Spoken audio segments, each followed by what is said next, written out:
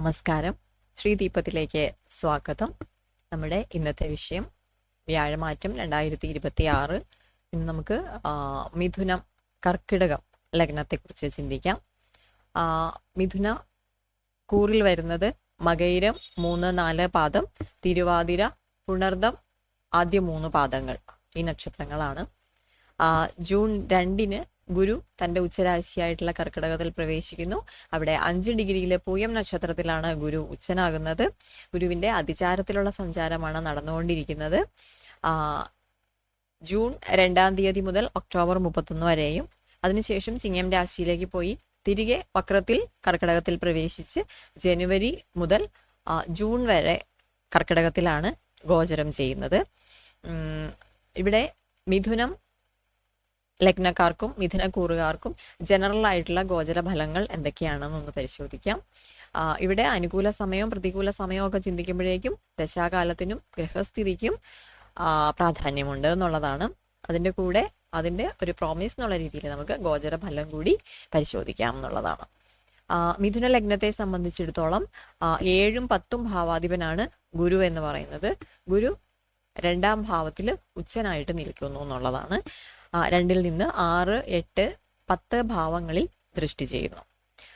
2ാം ഭാവം എന്ന് പറയുന്നത് വിദ്യ, ധനം, കുടുംബം, വാക്ക് ഇതൊക്കെ ചിന്തിക്കുന്ന ഭാവമാണ്.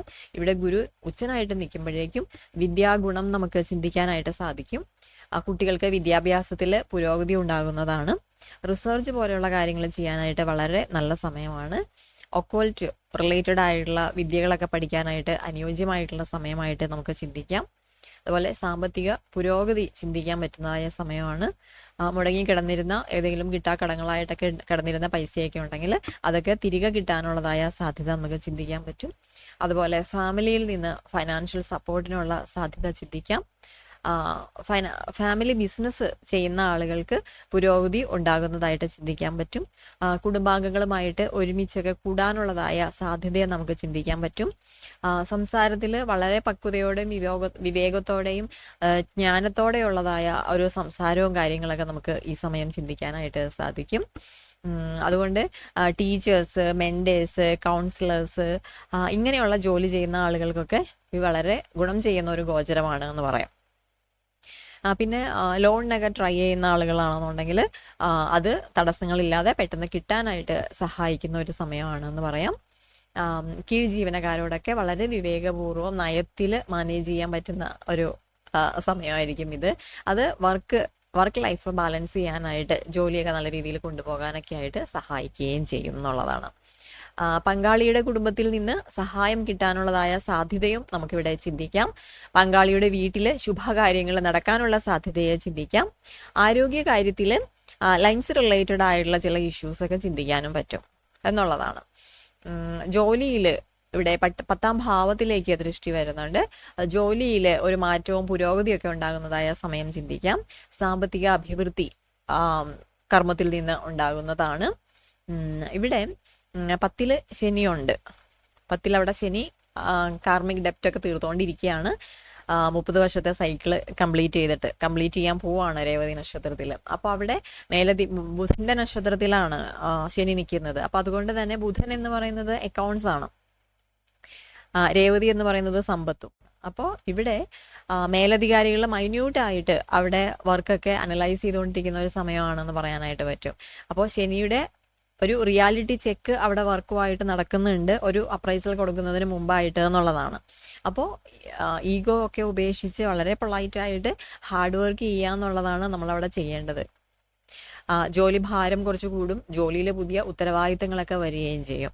അപ്പോൾ ഈ 10ലേക്ക് ഇനി ഗുരു കർക്കിടകത്തിലേക്ക് പ്രവേശിച്ച് ഗുരുവിൻ്റെ ദൃഷ്ടി ഈ 10ലേക്ക് വരുന്നതോട് കൂടിയിട്ട് 10ാം ഭാവാധിപനാണ് ഗുരു. 10ലേക്ക് ദൃഷ്ടി ചെയ്യുമ്പോഴേക്കും ജോലിയിൽ പുരോഗതി ഉണ്ടാകുന്നതാണ് എന്നുള്ളതാണ്. അടുത്ത നമുക്ക് കർക്കിടകം രാശിയെക്കുറിച്ച് ചിന്തിക്കാം. ഇവിടെ കർക്കിടകം കൂറിൽ വരുന്നത് പുണർദം 4ാം പാദം, പൂയം, ആയില്യം എന്നീ നക്ഷത്രങ്ങളാണ്. അപ്പോൾ കർക്കിടക കൂറുകാർക്കും കർക്കിടകം ലഗ്നക്കാർക്കുമുള്ള പൊതുവായ ഫലങ്ങൾ എന്തൊക്കെയാണെന്നൊന്ന് നോക്കാം. കർക്കിടകം ലഗ്നക്കാർക്ക് ഗുരു എന്ന് പറയുന്നത് 6ഉം 9ഉം ഭാവാധിപനാണ്, ലഗ്നത്തിൽ നിൽക്കുന്നു. 5, 7, 9 ഭാവങ്ങളിലേക്ക് ദൃഷ്ടി ചെയ്യുന്നുണ്ട്. അപ്പോൾ ഗുരുവിൻ്റെതായ കാരകത്വങ്ങൾ, 9ാം ഭാവത്തിന്റെ പ്രധാനപ്പെട്ട കാര്യങ്ങളുടെ എല്ലാം കാരകത്വം എന്ന് പറയുന്നത് ഗുരുവിനാണ്. അപ്പോൾ ഗുരുവിന്റെ കാരകത്വങ്ങളൊക്കെ ഏറ്റവും കൂടുതൽ പ്രതിഫലിക്കുക ഇപ്പോൾ കർക്കിടകം ലഗ്നക്കാരിലാണെന്ന് പറയാം. ജ്ഞാനം, വിവേകം ഒക്കെ പ്രവർത്തിക്കുന്ന ഒരു സമയമാണ് എന്നുള്ളതാണ്.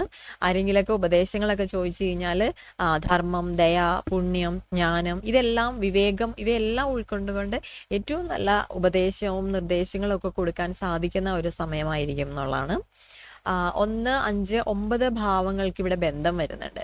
അപ്പോൾ ഈ അറിവ്, ജ്ഞാനം എന്ന് പറയുന്നത് മെയിൻ റോളായിട്ടുള്ള ഏരിയകളിൽ വർക്ക് ചെയ്യുന്ന ആളുകൾക്ക് ഇത് അനുയോജ്യമായിട്ടുള്ള സമയമാണ്. അതായത് ഈ ടീച്ചേഴ്സ്, കൗൺസിലേഴ്സ്, ആസ്ട്രോളജേഴ്സ് പോലെയുള്ള ആളുകൾക്ക് എന്ന് പറയാം. അതുപോലെ ആധ്യാത്മിക ഉയർച്ച ചിന്തിക്കാൻ പറ്റുന്ന ഒരു സമയമാണ് എന്ന് പറയാം. ദൂരയാത്രകളും ഉന്നത പഠനത്തിനും സാധ്യത ചിന്തിക്കാൻ പറ്റുന്ന സമയമാണ്. കൂടാതെ ഈഗോ കൂടാനും കൂടെ ചെറിയൊരു സാധ്യത നമുക്കിവിടെ ചിന്തിക്കാം ഗുരുവൊക്കെ ലഗ്നത്തിലേക്ക് വരുമ്പോഴേക്കും. പക്ഷേ ശനി അവിടെ 9ൽ നിൽക്കുന്നുണ്ട്. അപ്പോൾ നമ്മൾ അഹങ്കരിക്കാനും ഒക്കെ പോയി കഴിഞ്ഞ് കഴിഞ്ഞാൽ അത് കട്ട് ചെയ്യാനുള്ളതായ പണി ശനിയുടെ ഭാഗത്തുനിന്ന് ഉണ്ടാവുകയും ചെയ്യും എന്നുള്ളതാണ്. അത് ശ്രദ്ധിക്കുക. പിന്നെ 9ൽ ശനി നിന്ന് ഭാഗ്യത്തിന് ചെറിയ രീതിയിലൊക്കെ ഒരു താമസം കൊടുത്തുകൊണ്ടിരുന്ന സമയമാണ് ഇപ്പം നടന്നുകൊണ്ടിരുന്നത്. പക്ഷേ അവിടെ 9ാം ഭാവാധിപന്റെ ദൃഷ്ടി, ആ ഗുരുദൃഷ്ടി അങ്ങോട്ട് വരുന്നതോട് കൂടിയിട്ട് ഭാഗ്യാനുഭവങ്ങളൊക്കെ ഉണ്ടാകാനായിട്ട്, ഭാഗ്യം വർദ്ധിക്കാനൊക്കെ ഒന്ന് സഹായകമാവും എന്നുള്ളതാണ്. ഇവിടെ 9ല് ശനി മോക്ഷരാശിയിൽ, മോക്ഷ നക്ഷത്രത്തില്, രേവതിയിൽ നിൽക്കുകയാണ്. രേവതി എന്ന് പറയുന്ന മോക്ഷ നക്ഷത്രമാണ്, ബുധന്റെ നക്ഷത്രവും കൂടെയാണ്. അപ്പോൾ അവിടെ വരുമ്പോൾ ഗുരുവായിട്ടോ 9ലേക്ക് വരുമ്പോഴേക്കും ഗുരുവുമായിട്ടോ പിതാവുമായിട്ടോ ഒക്കെ ബന്ധപ്പെട്ടതായ കാർമിക് കടങ്ങൾ തീർക്കേണ്ടതായ ആവശ്യകത അവിടെ സൂചിപ്പിക്കുന്നുണ്ട്. ഗുരുവിനെയും പിതാവിനെയൊക്കെ റെസ്പെക്ട് ചെയ്യുക, പിതാവിനോടുള്ളതായ കടമകൾ, ഉത്തരവാദിത്തങ്ങളൊക്കെ പൂർത്തീകരിക്കുക, പിതാവ് ബാക്കി വെച്ചിട്ടുള്ളതായ ആഗ്രഹങ്ങൾ പൂർത്തീകരിക്കുക. ഇത്തരം സൂചനകളെല്ലാം അവിടെ ലഭിക്കുന്നുണ്ട് എന്നുള്ളതാണ്. അതുപോലെ 6ാം ഭാവാധിപൻ കൂടിയാണ് ഗുരു എന്ന് പറയുന്നത്. രോഗം, കടം, ശത്രു ഇതൊക്കെ ആക്റ്റീവ് ആകുന്നുണ്ട്. പഴയ തീർക്കാത്ത കേസുകളോ ഒക്കെ ഉണ്ടെങ്കിൽ അത് പൊങ്ങി വരാനുള്ള സാധ്യതയും നമുക്ക് ചിന്തിക്കാനായിട്ട് പറ്റും. 6ാം ഭാവാധിപൻ ലഗ്നത്തിൽ നിൽക്കുന്നുണ്ട് ഉച്ചനായിട്ട്. അപ്പോൾ അതൊക്കെ സോൾവ് ആക്കാനായിട്ടും സാധിക്കുന്നതാണ്, സോൾവ് ആക്കുന്നതാണ് നല്ലത് എന്നുള്ളതാണ്. കാരണം അല്ലെങ്കിൽ 9ൽ അവിടെ ശനി നിന്ന് നമുക്കവിടെ തടസ്സം കൊടുക്കും. ധർമ്മത്തിൽ നിന്ന് വിട്ട് പോയി കഴിഞ്ഞാൽ, ധർമ്മമാർഗത്തിൽ സഞ്ചരിച്ചാൽ ശനി കൂടെ ഉണ്ടാവും. ധർമ്മം വിട്ട് പ്രവർത്തിച്ചു കഴിഞ്ഞാൽ ശനി കൂടെ ഉണ്ടാവില്ല എന്നുള്ളതാണ്. അപ്പോൾ കടം വാങ്ങേണ്ടതായ ചില സാഹചര്യങ്ങളും വന്നേക്കാം അവിടെ. പിന്നെ കർക്കിടകം കൂറുകാരെ സംബന്ധിച്ചിടത്തോളം കുറച്ച് മാനസിക സംഘർഷങ്ങളും നമുക്ക് സാധ്യത ചിന്തിക്കാനായിട്ട് സാധിക്കും. ഇവിടെ 5ലേക്ക് ഗുരുവിന്റെ ദൃഷ്ടി വരുന്നുണ്ട്. സന്താന ഗുണം ചിന്തിക്കാവുന്ന സമയമാണ്. കുട്ടികളെ ആഗ്രഹിക്കുന്നവർക്ക് അനുഭവ ഗുണം ഉണ്ടാവുന്ന സമയമാണ്. 9ാം ഭാവാധിപൻ 5ലേക്ക് ദൃഷ്ടി ചെയ്യുന്നു. സന്താനങ്ങൾക്ക് ഭാഗ്യ അഭിവൃദ്ധി ഉണ്ടാകുന്നതായ സമയം എന്ന് പറയാം. അതുപോലെ 7ാം ഭാവവും. അപ്പോൾ വിവാഹം നോക്കുന്നവർക്ക് അനുകൂലമായിട്ടുള്ള സമയമാണ്. പങ്കാളിക്കും ഭാഗ്യാഭിവൃദ്ധിയും ധന അഭിവൃദ്ധിയും ഒക്കെ ചിന്തിക്കാൻ പറ്റുന്ന സമയം കൂടിയാണ് എന്നുള്ളതാണ്. ഇതാണ് കർക്കിടകൻ രാശിക്കാരുടെ പൊതുവായിട്ടുള്ള ഗോചരഫലം എന്ന് പറയുന്നത്. നമുക്ക് അടുത്ത ലഗ്നവുമായിട്ട് അടുത്ത വീഡിയോയിൽ കാണാം. നന്ദി, നമസ്കാരം.